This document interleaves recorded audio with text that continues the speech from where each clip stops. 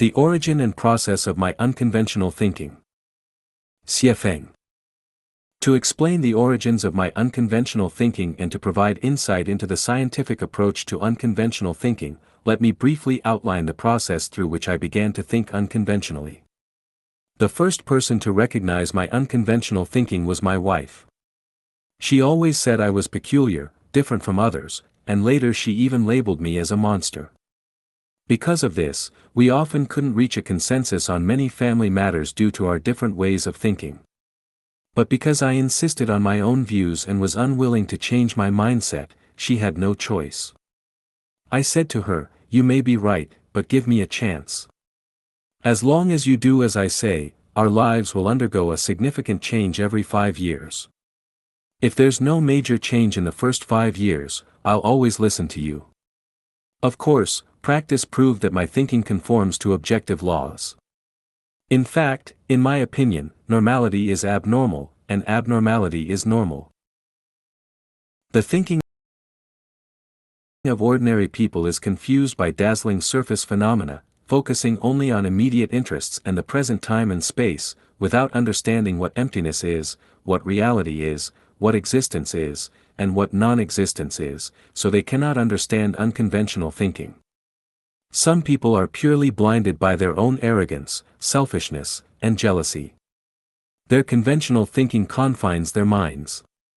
Some people are blocked from wisdom by inferiority, poverty, stubbornness, illness, and prejudice. In my view, the vast majority of people are covered by layers of nets and can never break free without external force. Some may ask, "Am I not doing fine? Where should I break free from? Aren't you just like me, living on the earth?" Indeed, I am just like you, living on this earth. The difference is that I know why I'm alive, while you are living in confusion. When I die, I know where I'm going, while you may end up in hell. Now, let's get back to the point.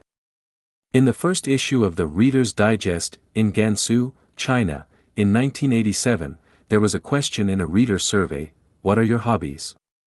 My answer was, self-anesthesia. This statement appeared in another issue under the Report on the Reader's Survey Form section, with a comment. A reader pessimistically wrote, "Self-anesthesia." He made very pertinent comments on our publication while sharply criticizing certain social phenomena. He did not sign his name. Self-anesthesia is probably just self-deprecation. He is actively contemplating and feeling the responsibility on his shoulders. Why did I choose self-anesthesia? Because I found that this world is upside down. People live upside down, and everything they see is inverted. The opportunity that triggered such thinking for me was in 1982 when I was generating electricity in the Chilean mountains at an altitude of nearly 4,000 meters. I had altitude sickness, with my heart beating 120 times per minute. I often had headaches, felt weak all over, and had to stop and catch my breath after walking a few steps. I choked while eating, and 2 months later, my nails started to indent. I raised my difficulties to the leadership, hoping to be transferred to the temporary workshop below the mountain. At that time, Dr. Lee, who later committed suicide, from the team also helped me plead with the leadership, but the answer I got was, "This is the arrangement of the organization, and the revolutionary work needs it. Other places are already full, and you only have this position." At that time, the leader who had previously worked as a laborer and later became a political instructor stabbed me, saying, "You have no sense to appreciate favors." Helpless, I thought of running away, but to my surprise, all the drivers entering the mountain didn't let me hitchhike. It turned out that there was a rule that drivers were not allowed to take people out of the mountain without the permission of the leadership. I thought about walking out, but it was not easy. Trucks from Yumen City, where Iron Man Wang Jinsi had worked, would take nearly 7 hours of bumpy driving to reach our work site. Along the way, except for occasional tents of Tibetan herdsmen, there were almost no signs of human habitation. Could I walk out? I realized that I must have incurred this ordeal because I had offended the brigade leader. Understanding this, I felt relieved. My first thought at the time was, to save myself. I thought if grass can grow on the mountain, it must have the ability to withstand the cold. So, I began to look for edible grass. Fortunately, there was a wild onion on the mountain that looked like garlic and tasted like onions. I started to eat it in large quantities, firmly believing that eating this onion would relieve my altitude sickness. Whether it was a psychological effect or the effect of wild onions, I gradually adapted physiologically. Once I found that my life was no longer in danger, I felt that the world was vast. Apart from the time for sleep each day, I remained silent and reserved, no longer seeking approval from others. I concentrated all my time on sitting on the top of the mountain, starting a few months of intense contemplation of life from the simple and practical slogan "Organization Arrangement, Revolutionary Work Needs," commonly used by leaders. Although I didn't realize the true meaning of life at that time, I already knew many mysteries of life. The mystery is to look at the world and life in reverse, using reverse thinking to understand the connotations and extensions of things and phenomena. For example, organization arrangement, revolutionary work needs, can be understood as personal arrangement, leadership needs, labor is most glorious, is interpreted as being an official is most glorious, model worker is seen as ignorant model, three goods becomes three bads, advanced individual transforms into brainless individual, moving closer to the organization signifies moving closer to the leadership. Revolution equates to deprivation, obeying the organizations.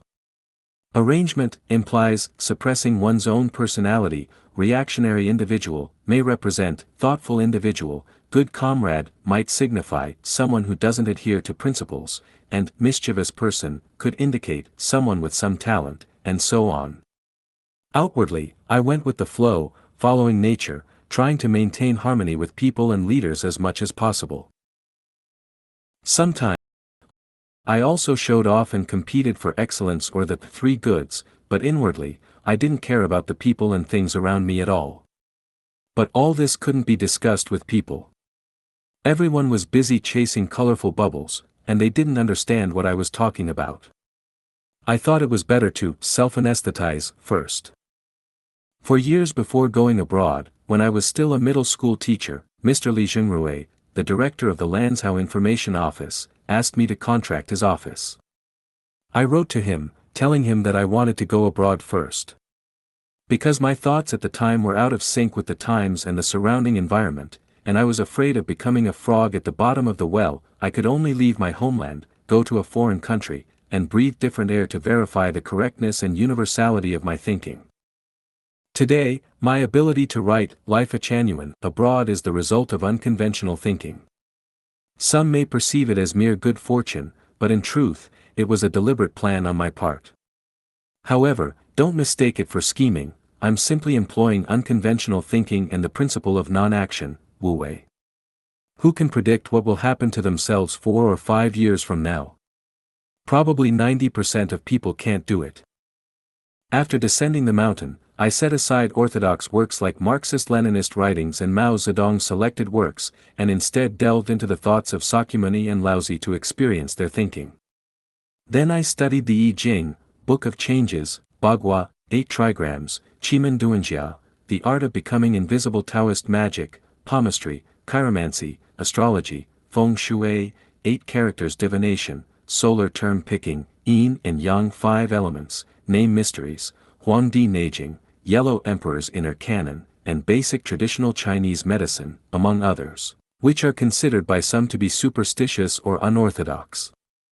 I also scrutinized Maslow's hierarchy of needs theory, Freud's psychoanalytic theory, and Nietzsche's philosophy of the Übermensch. None of the above fully answered my questions. After that, I worked as a translator, a truck driver, a salesperson, a street vendor, a shopkeeper, a nightclub manager, a restaurant owner, a fast food operator, and a bartender in a foreign country, using real-life experiences to verify my insights and experience the ups and downs of life.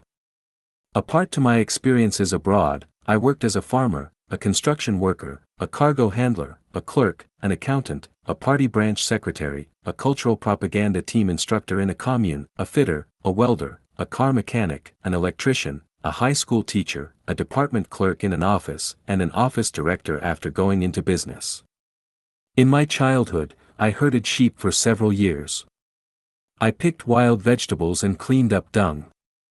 I scavenged for scrap and sold fruit in a county town. I visited villages and households to sell vinegar. Additionally, I caught pigeons and smashed bird nests.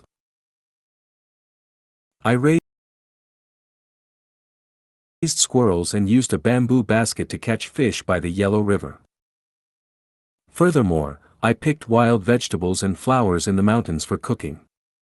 I participated in various forms of gambling, including 5 dragons, 10 and a half, coin flipping, dice throwing, drawing the 9 tiles, mahjong, blackjack, and roulette. I also smoked, drank, to the point of causing stomach bleeding, and used opium, for pain relief. I started dating at the age of 13 and was publicly criticized and warned by the school principal at a school-wide assembly, ridiculed, mocked by classmates, almost dropped out of school, and served as a Red Guard platoon leader during the Cultural Revolution, where I was beaten, resulting in a nosebleed, betrayed by colleagues, deceived by respected individuals, and cheated and extorted by international criminal organization. In 1960, I almost starved to death, nearly drowned while swimming in the Yellow River, almost got bitten to death by a snake on the mountains of Bandura district in Zimbabwe, and narrowly avoided rolling down a hill in Mutare district in Zimbabwe due to a car accident. The highest-ranking person I ever came into contact with was Prime Minister Zhu Rongji. Our interaction was limited to a handshake, and he simply said, "Hello," to which I replied, "Hello," and that was it. Next was the Minister of Posts and Telecommunications of Zimbabwe, who also served as the chairman of an international organization. I rented his villa for 3 years. During my time abroad, I worked with an American, 2 Botswana nationals, several Zimbabweans for over 6 months, and had extensive business dealings with many Indians, Pakistanis, and a few South Koreans, British, and Portuguese. I spent a considerable amount of time studying, chatting, dining, and going on outings with British and Portuguese individuals. I also established a good friendship with a Brazilian family in Mozambique. I spent 6 months reading through Mao Zedong's selected works volumes 1 to 5 at the party school, and also studied popular science literature volumes 1 to 4. I spent 6 months reading through Mao Zedong's selected works volumes 1 to 5 at the party school, and also studied popular science literature volumes 1 to 4. My wide-ranging and colorful experiences, extensive learning, and social engagements did not lead me to fully grasp the essence of life. It was the opportunity of delving into the study of the Bible for a span of 4 years and continuous contemplation that truly brought me enlightenment. I first tackled the question of the origin of life. I had earnestly explored Darwin's On the Origin of Species, intending to use Darwin's theory of evolution to refute the theory of God creating humanity. However, the results of my investigation, comprising tens of thousands of staggering facts, led me to completely overturn Darwin's theory. I came to a profound realization that Darwin merely scratched the surface on the question of the origin of life and fundamentally failed to grasp the essence of life. Richard Dawkins' theory regarding the origin of life from water was pure nonsense. Fortunately, Darwin and Richard were individuals with scientific acumen and self-awareness. Darwin admitted that the initial forms of life may have been created by God, while Richard advised people to regard their theories as hypotheses or scientific fantasies. Unfortunately, most people mistake conjecture for certainty, using the ambiguous theories of Darwin and Richard to deny the indisputable fact of God creating life. In doing so, they close the door to wisdom, leaving generations to wander outside the treasury of true understanding. The treasury of wisdom refers to entering a higher level of thinking, which is the state of mind described by Buddha Shakyamuni as abiding nowhere and generating the mind. It is also the kind of thinking advocated by us communists as seeking truth from facts. Of course, many communists say one thing and do another, which is another matter. It is to enter the universe's way of thinking scientifically, devoutly, selflessly, and non-actionably, entering the way of thinking of Jesus, Buddha Shakyamuni, and Laozi, entering the thinking of the greatest creator, and in this way, to understand the universe, life, and the things that are invisible to the naked eye, inaudible to the ear, and imperceptible to the body, but still affect the material world. To validate that one has entered this advanced thinking state, there is a very obvious change that everyone can try. Our usual dreams are mainly in black and white, and the scenes, emotions, and people we encounter in dreams are closely related to our real life and the world. However, when we enter an advanced thinking state, our dreams are different from before. The majority of our dreams become colorful, and the people encountered in dreams are ones we have never thought of or seen before. The environments in dreams are unimaginable, some are horrifying, and some are incredibly beautiful. As our thinking delves deeper, the mysteries of the universe will unfold one by one before us, and the 36-dimensional spaces will appear clearly. We will discover that we possess many extraordinary abilities, soaring through the clouds, walking on water, passing through walls, becoming invisible, flying, and more. Here, I raise the issue of time once again.